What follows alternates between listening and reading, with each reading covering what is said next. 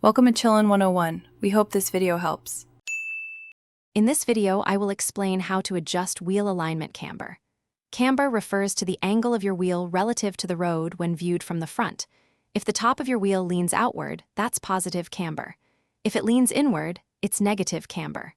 Correct camber is vital for even tire wear, stable handling, and optimal steering response. Improper settings can lead to premature tire replacement and poor vehicle control.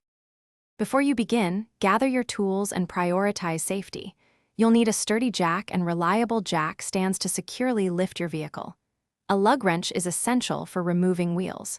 For precise adjustments, a camber gauge is indispensable. It measures the exact angle.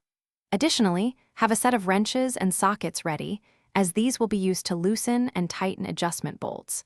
Always work on a level surface. To adjust camber, first locate the adjustment points, typically on the strut or control arm. You'll need to loosen the bolts that secure these components. Some vehicles have factory eccentric bolts for adjustment, while others may require an aftermarket camber kit.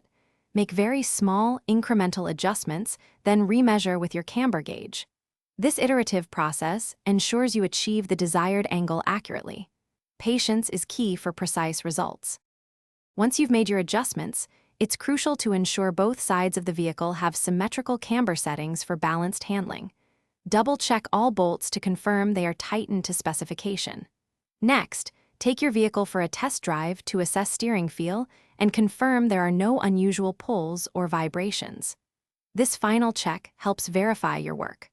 Also, for those interested in improving their financial well-being, check the description below for a link to a fantastic book on money, along with other helpful deals.